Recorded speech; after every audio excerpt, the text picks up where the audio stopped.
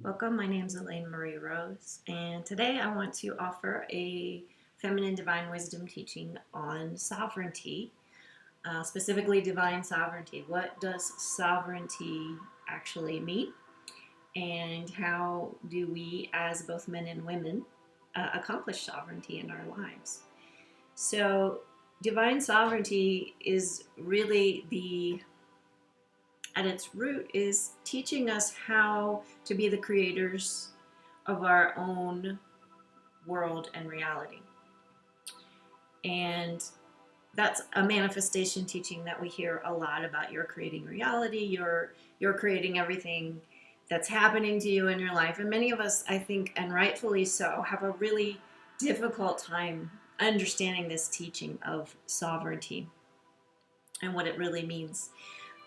So I thought it would be important to put together some content in a course that touched on this, because there's a lot more that goes into the statement, you are the creator of your reality. There's a lot more that sits behind it, and what sits behind it can block us from creating truly the life that we are hoping and wanting to live. And then there's the frustration that we experience on our path when we say, well, I'm trying to create these things, but they're not showing up in my life. So there's a lot of these sort of in the back seat things that are happening that are causing our creations not to come out the way that we really had hoped they would.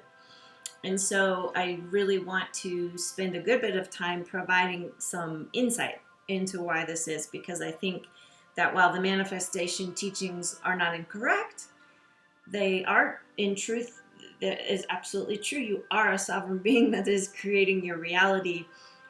When awful things are happening to you, it's difficult for you to say, well, I didn't want that. I didn't create that. Where did that come from? Or I did want that and that didn't happen. So clearly something's amiss here. So sovereignty is the true teaching of how to become that sovereign creator without all the baggage of the subconscious that can be behind us, that causes miscreations, if you will, that we're not getting the results that we hope that we get. There's a reason for all of this. So the teaching on divine sovereignty is valid. It is true. But there's much to be learned in the path to becoming a master sovereign being. And so many of my teachings on ascension science, on feminine divine wisdom, also on holy relationship, help us to really understand what does that mean, and how do I actually create the alchemy of that in my life and become that true sovereign that really is excited about life and ready to go out and create all these beautiful things without the constant interruptions and disappointments that we often experience when we come into contact with these teachings, but we don't have the entire picture of what does that actually mean.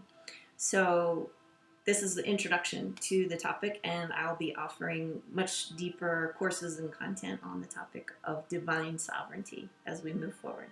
Thank you.